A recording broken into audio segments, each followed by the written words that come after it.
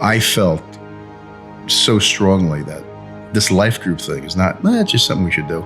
This is really important to Christians, to the church. This is how we're going to grow. It can't be just Sunday morning. The Jatan group that that was really the first time we as a couple. Right. Like just showed up at a life group. The group morphed into this. We became very comfortable with each other.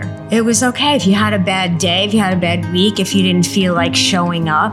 And 99% of the time, the person who said that, or if I said it, or if I felt it and just didn't say it, I felt blessed when I left. Always. You know? Oh, yeah. It was like, I don't want to go tonight. We have to go. We got to go. If we don't go. And then we go, and it was like, that was great. I'm so glad I went. Yeah. Right? Exactly. How many times did you say that? Yeah. When you're dealing with people up close and personal, so to speak, you're drawn to them. Your heart gets bigger, I think. I think your heart just gets bigger for people. And also, there's sometimes where they bring out the worst in you. Like, there might be a personality or something that you're like, come on. But then you realize that's more you than them. Right. Right. It's like, I need to work on this. Yeah, I'm not a really nice person.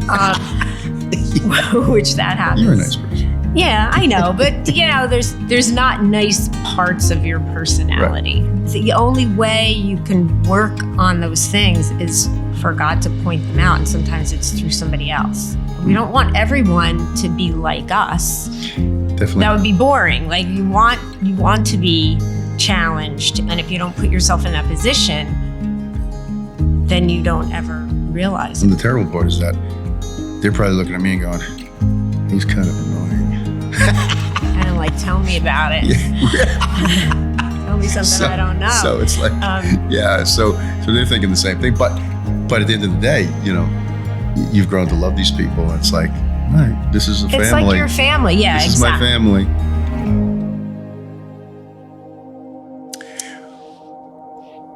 When Joe passed, our life group rallied for us in a way that, like, really only, Jesus could have. They were there for us. They really were.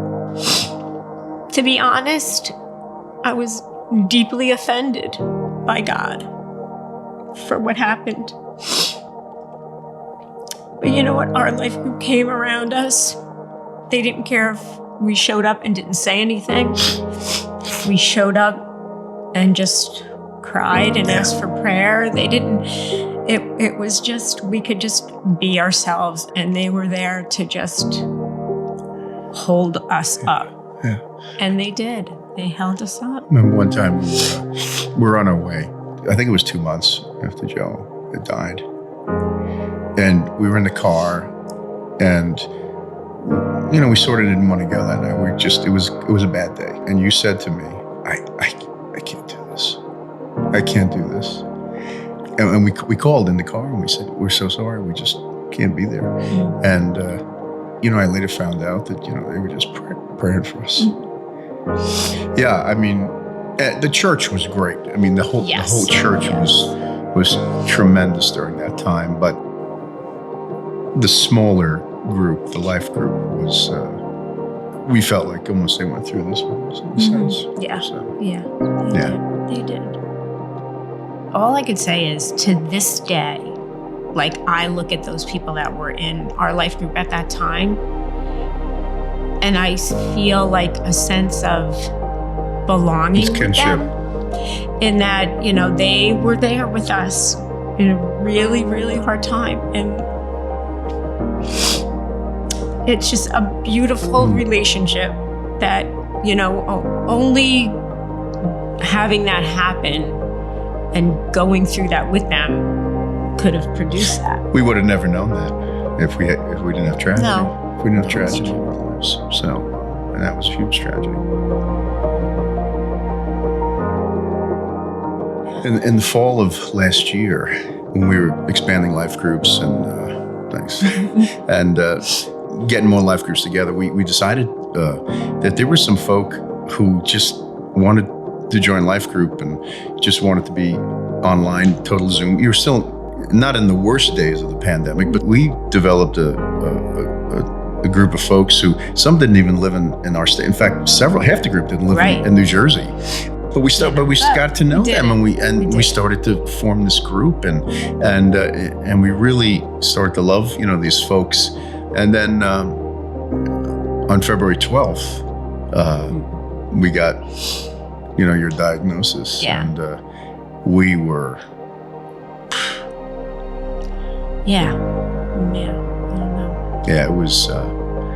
We were thrown for a loop, and that again, the second great crisis of our life. I mean, those people were the first ones who were calling us and, again, sending gifts. I mean, money, food, gift cards.